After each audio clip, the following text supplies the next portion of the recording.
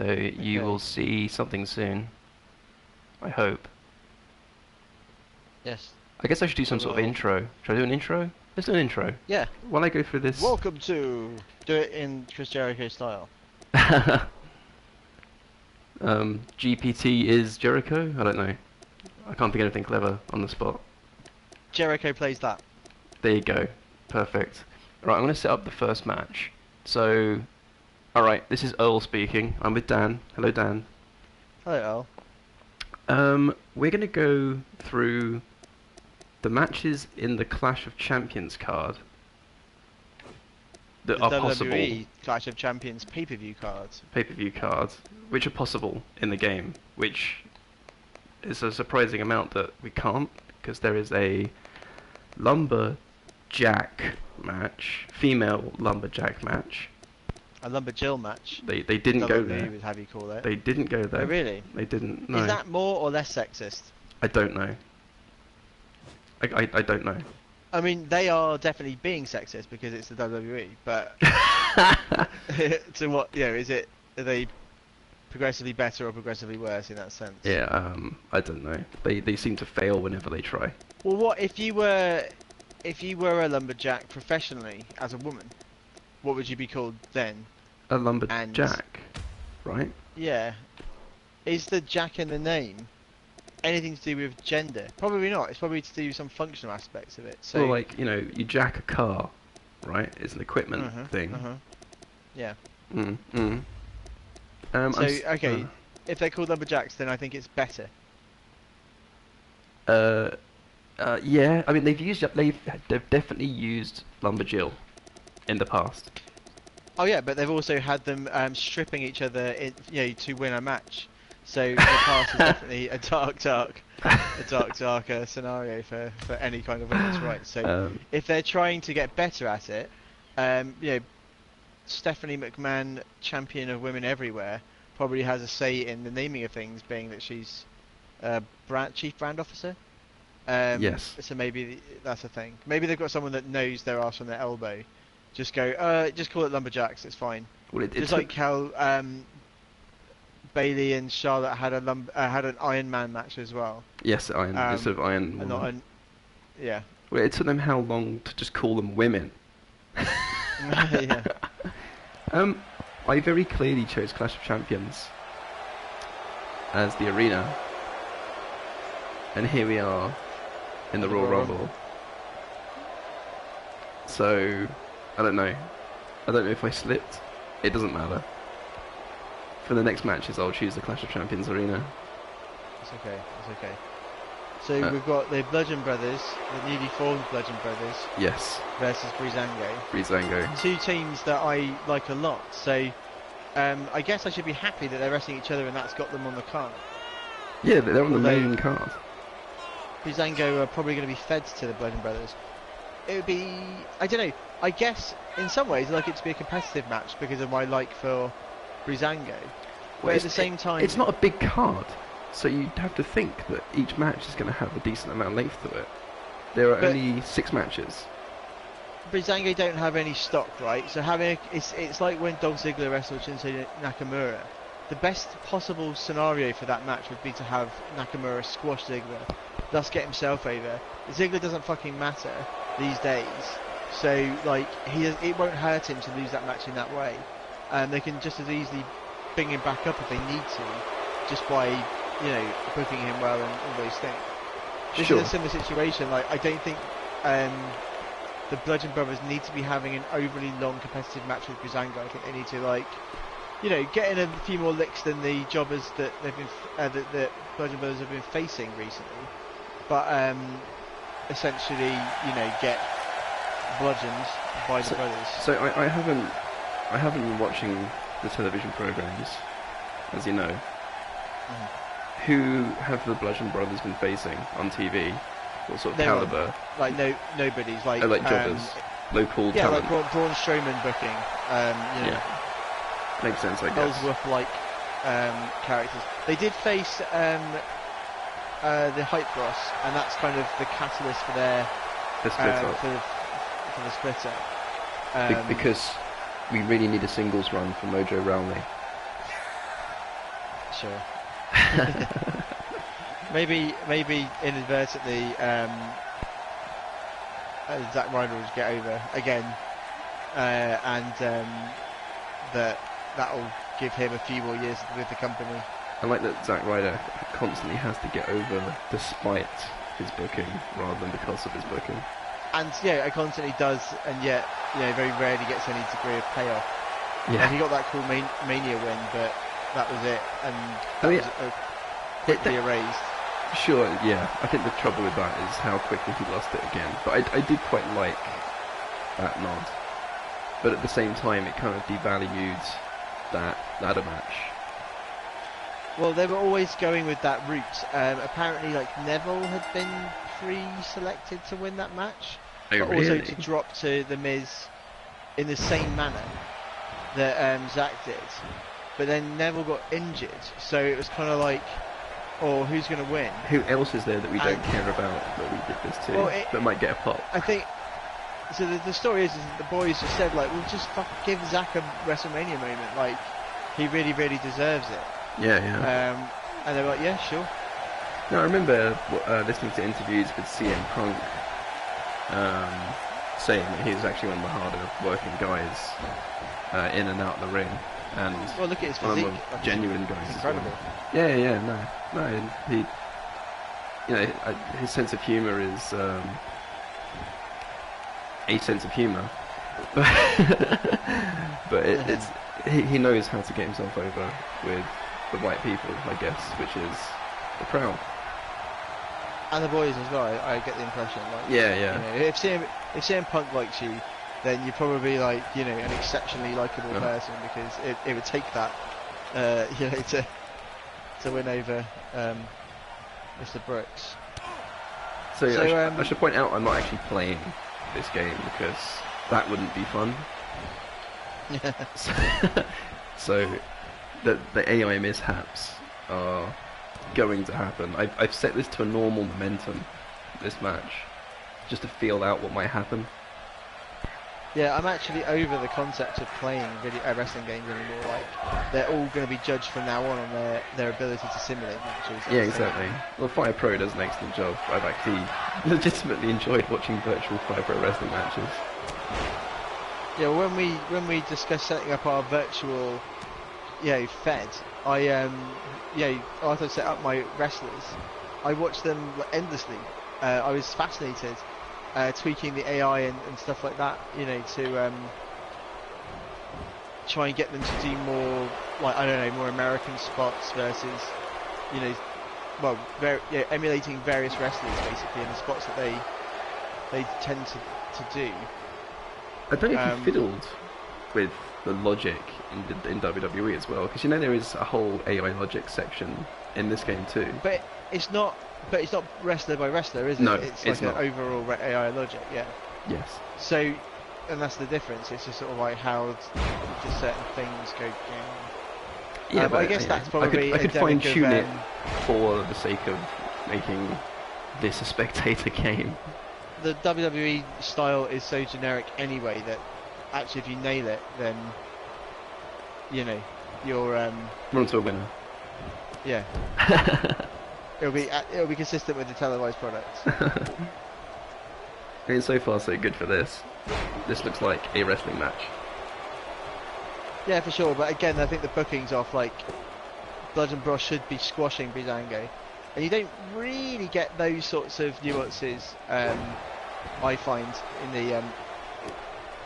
in this game, you don't get squash matches. They're usually to some degree competitive. So, in one of the previous games, I don't know if it's on this one, at least in universe mode, you could choose what the length of a match is going to be, and generally it meant you could get your finisher built up real quick, pop it, and that's it. It's over within a minute. But the temptation to WrestleMania main events with that on was too high, and you kind of lost the spectacle of it all. Because actually playing a long match is torture. Well, there's a lot of game modes in this that remain broken, right? You can't end matches. So tag matches are notoriously hard to like finish because there's nothing really stopping the tag partner to break up pins. So I've had scenarios where, like, you know, I've had a storyline finish with, like, you know, I get momentum up, I reverse, do a cool finisher or something to that effect, and then get like the pin just broken up unceremoniously. Like, Yeah. oh, I guess the match is still going then. Yeah. I guess I'm supposed to still be enjoying this somehow. Yeah. Am I having fun yet? Yeah, I haven't played a tag match in the game, to be honest with you, to have an opinion either way, but I have not enjoyed previous attempts at a tag match in this game. It's going to be really interesting to see if this ends. I will put an end to it if it goes on too long.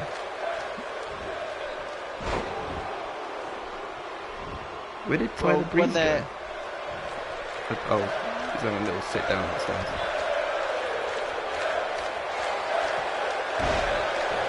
They're fandangoing in the crowd. Yeah, I mean, little touches of that like cool and stuff, but it's over. Oh no! Terrible booking. Well, thank God for small mercies that it's over, at least. I mean, to be fair, the game doesn't even understand that the Bludgeon Brothers are anything. I had to put them together manually, because... Yeah, I suppose so. Like, maybe... Would it be fun to have a booking mode where you could say, like, this is the match that I want to happen, and this is the outcome I want to... Luke Harper just stands by, in the ring, watching his partner get pinned. Just getting really depressed about it, that his career is sort of winding down. Well, I like GM modes where you could actually choose the winner and book wins and losses. I quite like that. I think in universe mode you can do the same, or does it just simulate?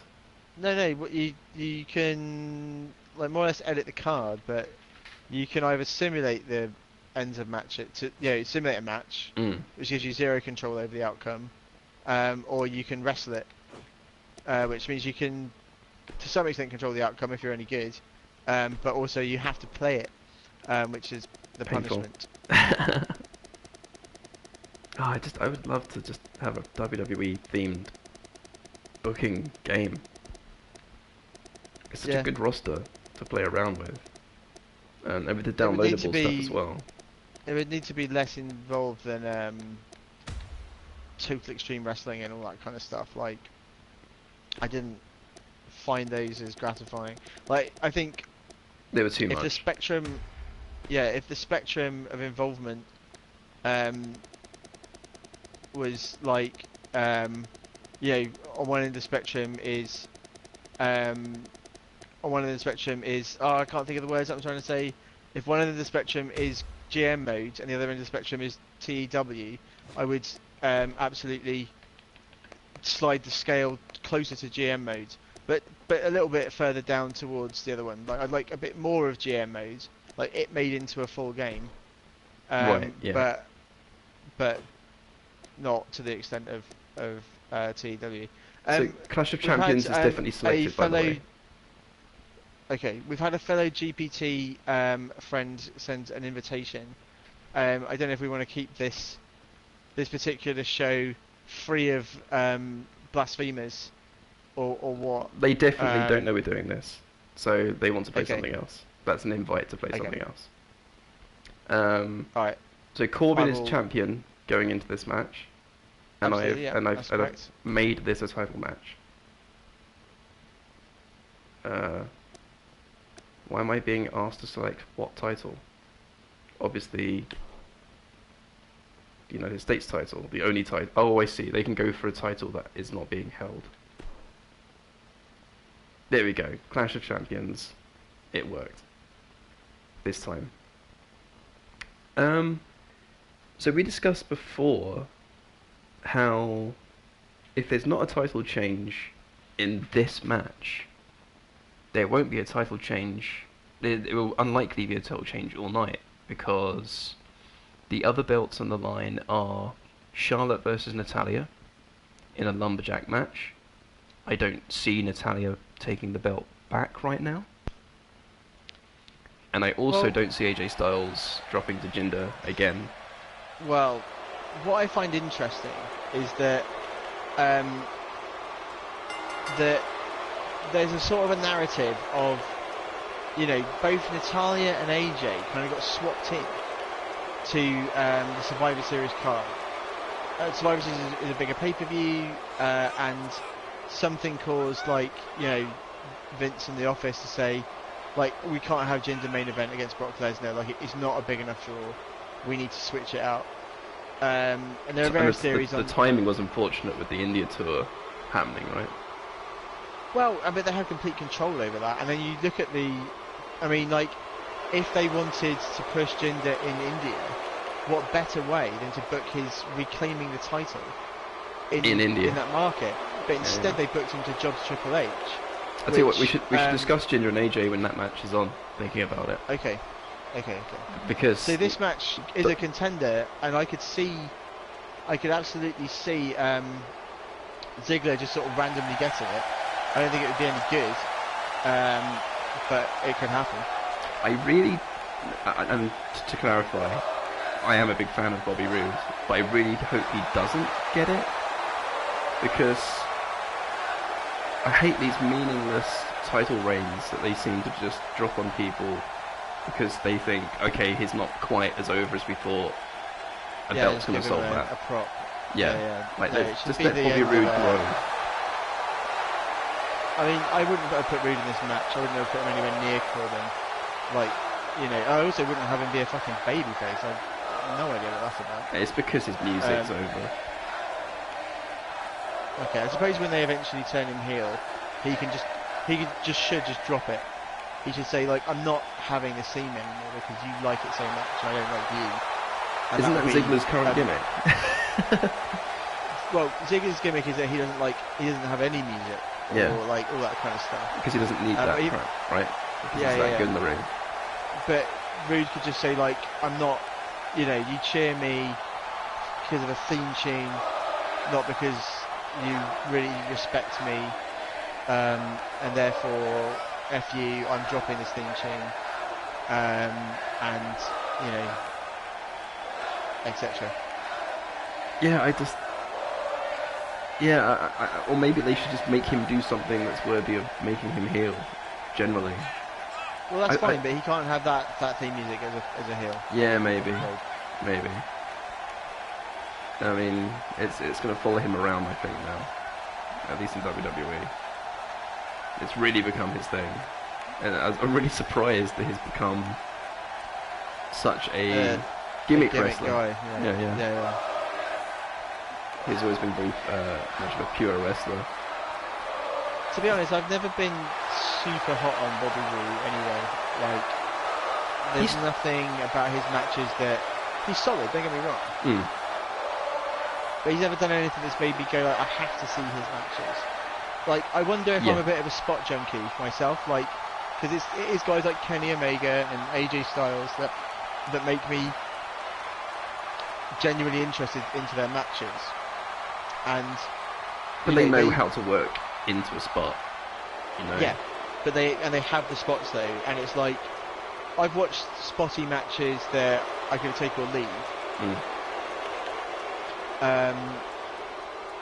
But yeah, they when like AJ finally hits a 450, you know, it's not just lol 450 off springboard 450. It's like, this is the right time because I could actually win this match now. Yes, using exactly. this move. Yeah. I think with Bobby Roode, he stood out in TNA because he had the height, he had the body, he didn't have a bad match ever, to my knowledge, and those three things just weren't common in TNA. Yeah, but because the people that were having the good in WWE. No, I get it, but in TNA, the people having the good matches were basically cruiserweight in stature, or AJ Styles, where it's kind of like that light heavyweight type body. Well, that's a problem throughout the industry. What I find strange is I never really get a full grasp of the size of bigger wrestlers when they're on the indies. Like Seth Rollins, for example. I was sure he was a small guy, just from my recollection. But like, you look at him, it's like, oh no, you're like as tall and built as, like, you know, most of the roster. So. Oh, he did put on a lot of weight, even from NXT to the main roster. Triple H juice. Yeah, Vince vitamins. United States Championship on the line. So, what are we? Your actual prediction for this match? Yeah. I think Corbin retains. I do too. Ziggler's there to eat the pin. Yeah. Isn't it weird that Ziggler re-signed? It felt like. Yeah. Oh no! I've done a terrible thing. What? I'm playing. Alright, this is a new dynamic. Who are you controlling? I am Baron Corbin. Alright, well I'm picking Corbin for the match as well. That's not a wise decision. That was completely not my intention here, but I can't be bothered to no, exit either. Again. No, exactly. I can't remember how to play this game. I have a limited counter stock, don't I? I just used all of it, like, immediately. Yeah. It's kind of pointless in these matches as well. Like, you just have to wait for like the other two to get it on, and you can just chill. Yeah. Taunt, and do your finishes. I'm just gonna sell for a bit. Oh. Heavy selling. Walk around. Do a bit of outside-y taunts. I think Ziggler re-signed because, you know, he's got a solid gig with WWE, and it's like, you know, maybe, I mean, I think Ziggler could make plenty of money on the indies. I think if he went over to New Japan, they would like, that would be really compelling. Like, Ziggler's another guy who unfortunately, like, his booking is maybe disinterested, but actually his matches are always solid, and he will sell his ass off. He's got cool spots. Nothing that looks too dangerous, but yeah, he's just been a victim of. I've been forced to not care about him, unfortunately.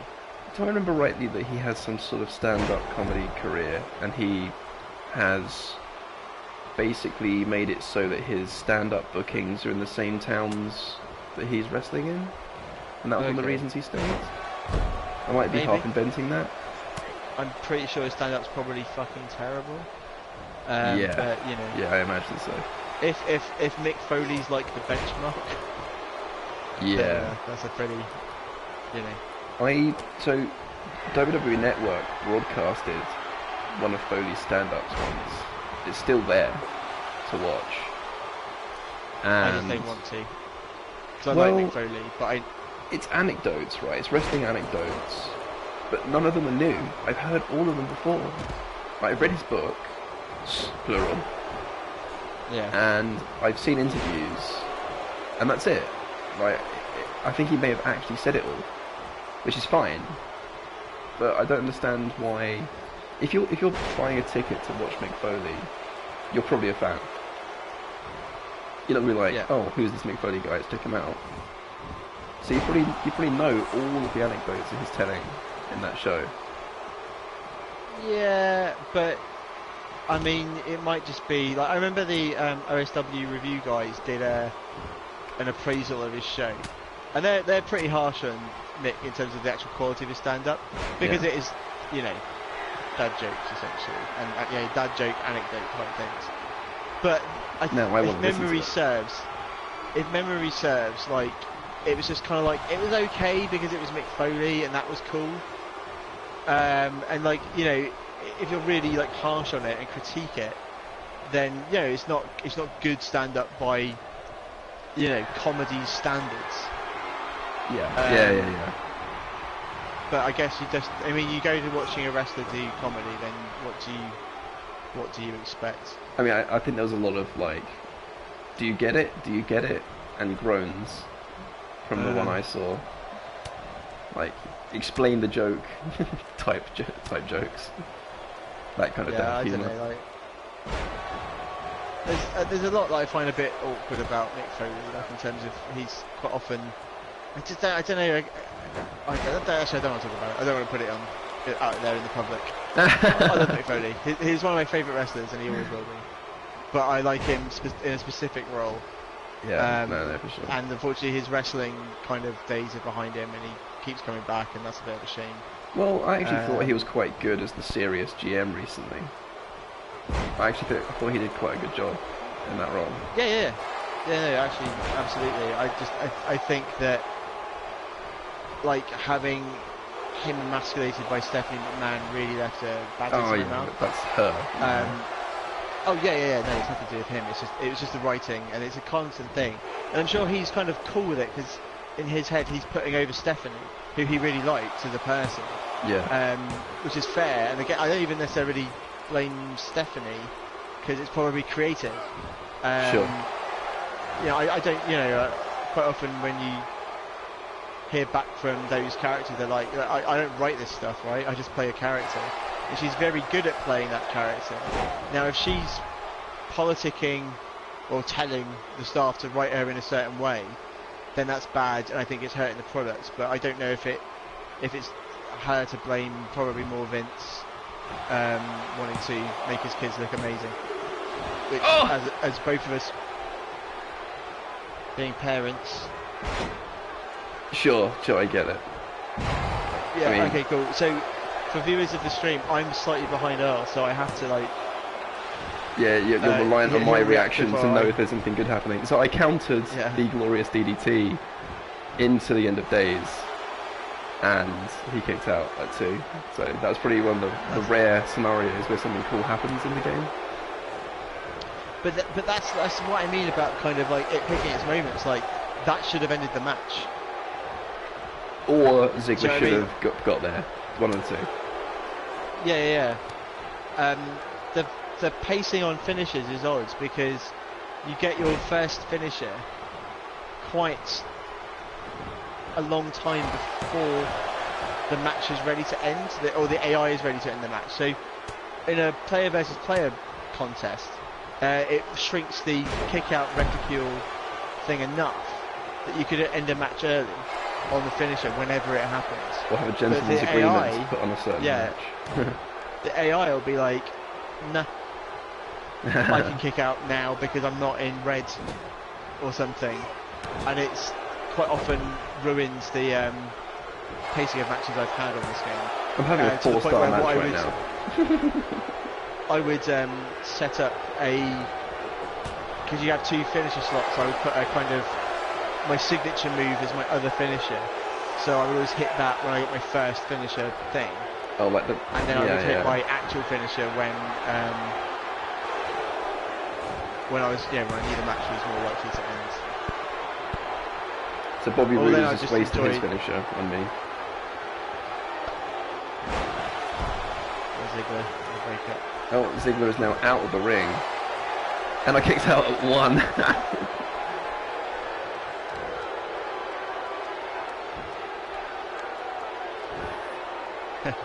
The triple threat logic seems interesting, actually, because you get like a forced rollout. Or am I doing they do have some mechanisms in place, sort of supposedly you'd think there to sort of try and help matches finish better. Yeah. So ways of getting people out of the ring and stuff like that. But in my experience, I don't know.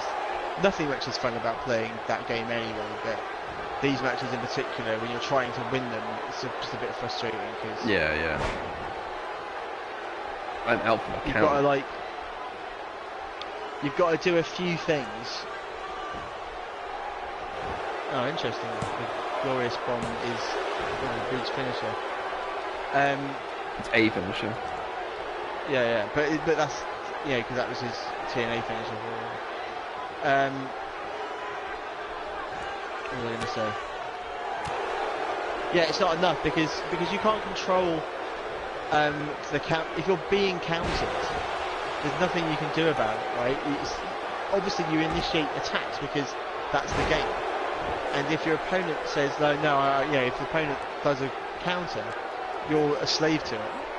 And like, do you not think so the if you've got 5-stop to throw... counters helps? No, because it's so. So in situations where I've managed to like get my opponent to use all their counters, having someone counter you quite often turns the match on its head anyway. Like you're down, and unless you've got a stock of counters, there's fucking nothing you can do about it.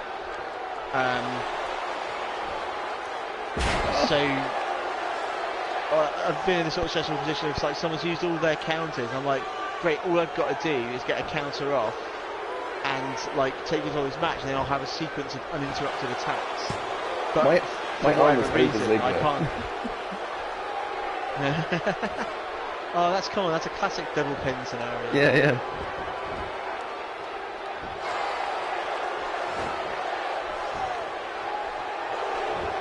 I'm actually trying. I figured it was only fair. Ziggler's just like clowning around now. I think I counted this. I did. I counted it. Oh. I'm gonna let Ziggler do something and then hit my finish on Ziggler. Cover! That's it. That was great. 2. And Corbin defends. Yes! Nice. Yes! Yes! That actually was one of the more enjoyable matches I played on this game, funnily enough. Sometimes they do happen. I will admit that. But it's when more... you can finally pull off what you're planning, it feels so good because it's been so hard up until that point.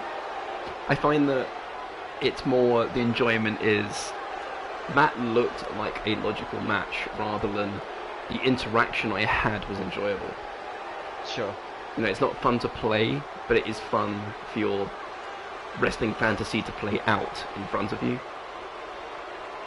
My favourite matches are where you've got lots of believable near falls towards the end of a match, and like Ziggler's got a good array of moves that, like, I remember, like, you know, in some of his better matches where he was popping off like a famouser at the right moment, and you were like, fuck, this could do it. Yeah. That was one of the things I really enjoyed about his matches, because the pacings always had you kind of believing in the near falls. It'd be understandably difficult to emulate that in a wrestling game, but I think it'd be possible.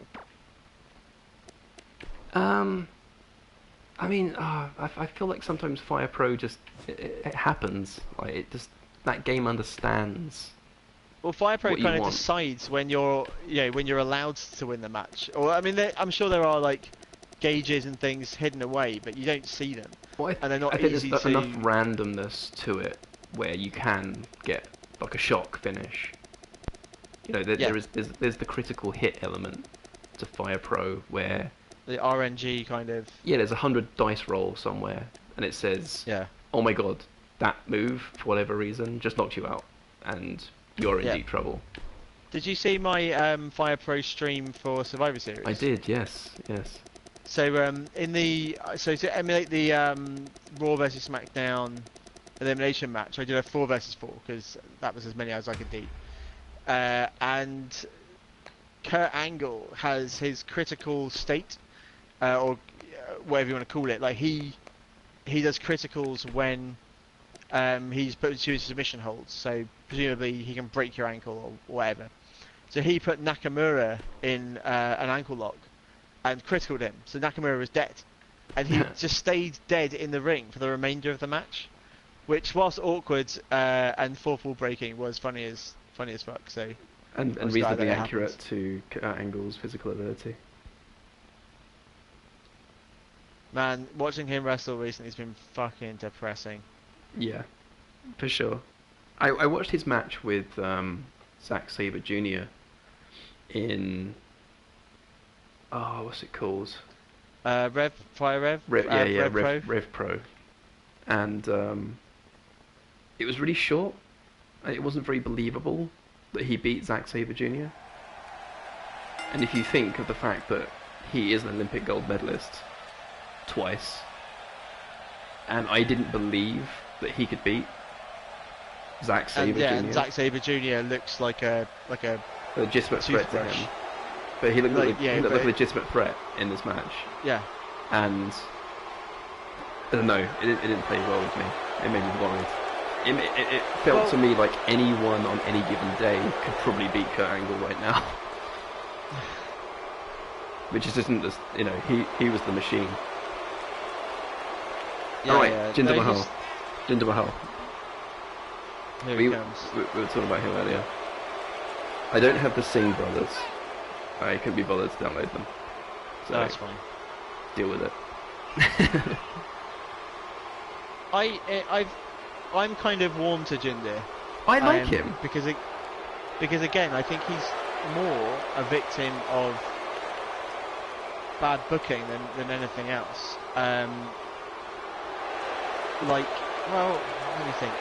It was like when he faced Randy Orton and he beat him consecutively, albeit due to Singh interference, but he was quite upfront saying like, yeah, I'm smarter than Randy Orton, and that's why I beat him in matches.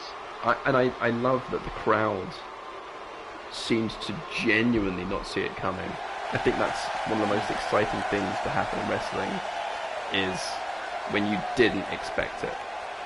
And I just love the reaction for both those matches back to back with Randy Orton, where the crowd just goes, but you didn't "What?" I love that. You didn't see the match on SmackDown where Randy Orton just beat him clean. I didn't And see that. it was after both the kind of pay-per-view title matches. It was like on the next SmackDown after the second one or something like that. Right. And it was like WWE had this like need to say, by the way, audience, Randy Orton's better than Jinder Mahal. Yeah, don't get confused. So here's validation that if it was a fair match, Randy Orton would win. Yeah. And it's just like, I don't need you to tell me that. Like, I understand. Like, it's the sum of Jinder and the Singh brothers. And actually, the spot where like the Singhs distract whoever is facing Jinder, which lets him pull off the Kalash into the victory, is what made AJ's win over him so amazing, because they set up the exact same spot in was it Manchester? It was in Manchester, England. Yeah. Like, I don't know if you saw the match. I did, only because of the result, to be fair. So I knew the result going in. So which actually didn't hurt the match, like, believe it or not. The end of the kind of the end of the match was the Singhs pull Jinder out of the ring after AJ's hit like a 450 springboard, something like to that effect. So that move's protected because because they pulled him out of the ring. AJ goes out and he's like, right, you two are going down. One of the Singh brothers like legs it around the ring, and AJ was right on his ass and like tackles him by the feet to the ground. It's really cool because he's just so quick. Right. And then he comes back and just like decks the other one. I think he does he just jumps off like the steps into a phenomenal forearm or something like that. Decks the other one. Gets into the ring, straight into a Kalash, and I think he counters it. Or something. And then I'm trying to remember the sequence of the match. Basically, Jinder gets off the Kalash eventually. AJ counters it, sets up a phenomenal forearm, goes for it, misses, Kalash, pin, 1, 2, leg on rope, and I and the crowd went, oh my god! Oh, hang on, they've broken that sequence, something can happen here, something can happen now. And that was so exciting. And then when he won it, I was just like, yeah! I love that little window of time where the logical finish isn't the finish, because you know that something special could happen. And they do a good job sometimes of like doing the double bluff. And but they do that enough so that when the real surprise happens, it's a genuine surprise. Yeah, like they'll have arranged sequences. So like I say, like the typical Mahal thing, and they did it with Randy, they did it with Nakamura as well. Is the Singhs get involved, Singhs get decked by Randy or Nakamura, and then they get back in the ring, and by virtue of the like time delay and distraction, Jinder's fresh, and he will somehow like get the class off on them and he'll pin them, and it'll work.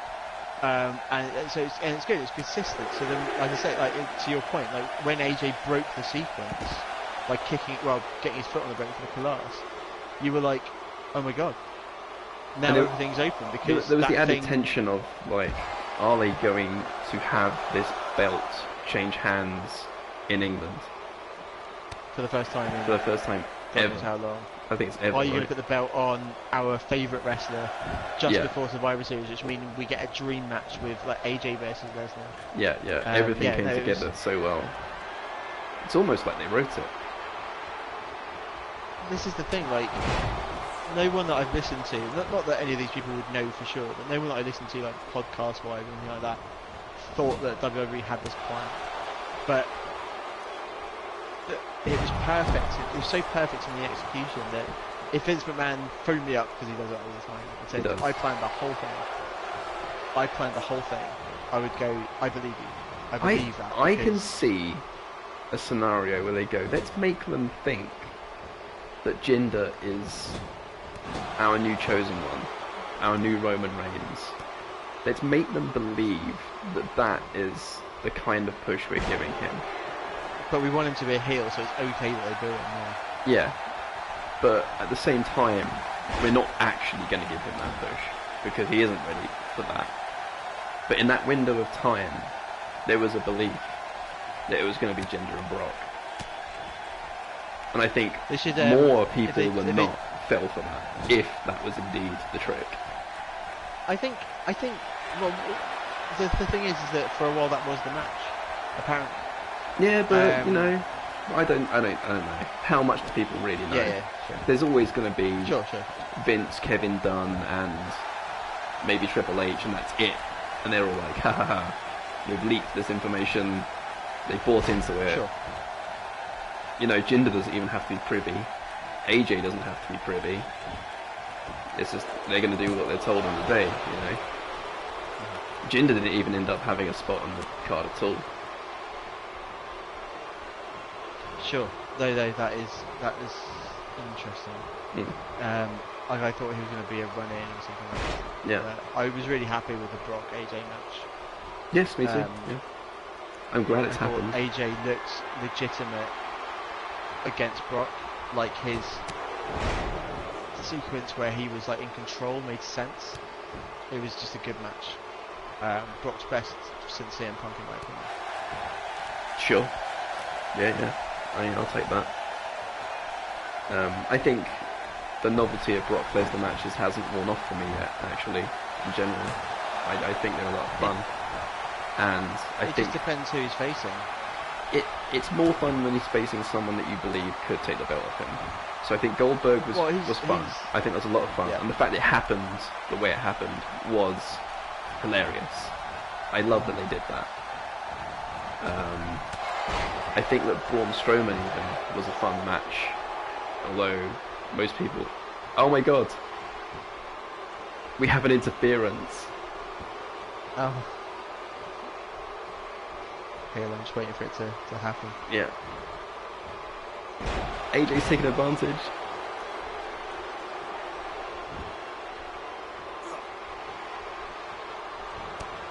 Is it Randy Orton? Yeah. Yeah. He's not made his way to the ring. Is it just his music playing and that's it? Does that happen? Oh, German suplex from AJ. Let's have another one. I think it was just Randy Orton's music playing. He didn't actually come to the ring. That's cool that that's a thing. Yeah. It's a bit random though. AJ orchestrated the music? I don't know. AJ's the heel. OMG, spoiler. Jinder's like crushing AJ in this match. He is, and he's just hit the Colossus. 4, 1, 2, out. Still in it. I really want AJ to win in this simulated match. Like, I can. Well, so you know,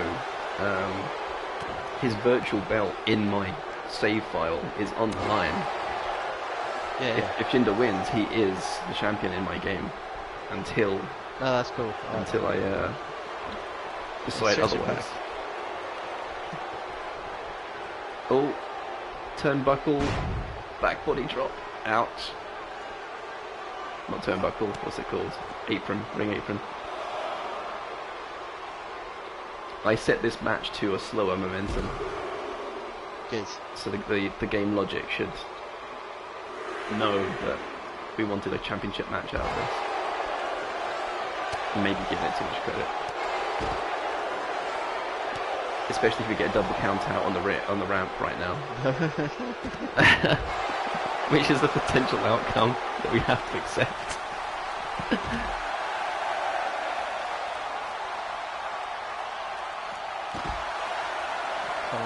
They have a trigger at about 6 to want to get back in the ring. Jinder has to... I've lost count of what the referee's counting. Jinder doesn't make it to the ring by a millimeter. Excellent, AJ. Excellent strategy. Oh my god. And that's that was your main event for Clash of Champions 2017. I actually quite enjoyed doing that. You could argue that was like the Randy Orton music's fault, and now Jinder's protected. Then Jinder is. Yeah. Well, it's funny because I didn't get to talk about that, how they will protect Jinder Mahal in this, because AJ will probably keep the belt. Match. Yeah, I think we've just seen a potential booking outcome. I don't think they need to protect Jinder. He's the heel. AJ can just beat him. I guess so. I just want he should get one up somewhere in the future, I guess. I worry that his time in the sun is behind him, and the Triple H match in India is a big part of that worry, because, like, I don't know. Obviously, Triple H is going to go over because, you know, it's Triple H. Yeah. So why book the match? Because Triple H wants to go over the popular guy in that arena. it was the one time. It was the one time that the logic of a match and winning against Triple H would mean something. Would matter, because usually by the time Triple H faces you at Mania, which is where he likes to do that, you're already over. You've already been pushed, and it's already clear that you're going to be the guy. So Rollins and Reigns being the examples. Mm-hmm. So winning at Triple H at that point is like, well, you've already beaten, like, you know, you've already been champ and you've already done all these things. Like, you're kind of over. You've already told us that this is the guy. Jinder, even though he was champ, was never kind of like solidified. It was always just like this fluke thing. It was going to end and stuff like that. If it just said like Jinder beats Triple H, they could do it in the same goofy way that he's beaten everybody else. By having the Singh brothers interfere and all that jazz. I think it would have really, really made something of Jinder. Well, and they've missed that opportunity now. I guess we'll find out this Sunday, right, or Monday morning for us, if how they treat Jinder. That'll give us an idea of how they're gonna move forward with that character. I hope it's not the end for him. He's been wrecking like AJ all week, so yeah, he's gonna lose. That's yeah. how the booking works. He will deck him in the match, and then AJ will lull the victory somehow. Yeah, exactly. All right, well, we're gonna have no title changes according to the game and according to our predictions. Well, you didn't simulate all the title matches. We didn't simulate Charlotte Flair versus Natalya because it's a lumberjack match, and I wanted to try and keep this as pure as possible, and also make a statement that if there's a match missing from the game, then we're going to punish the game for it. Which is the reason why we also don't have the Usos, New Day, Benjamin and Gable, and Rusev and Aiden English. The four-way tag match. Sami Zayn, Kevin Owens versus Nakamura and Randy Orton. And Orton. Which there's no special guest referee in the game either. So 3 of the matches in this Sunday's event you cannot play in this game. Good job. Reasons not to buy WWE 2K18. Oh, if you want more, go to goplaythat.com and read Dan's review. What a nice segue. I'm going to end it there. I'm bringing the stream down.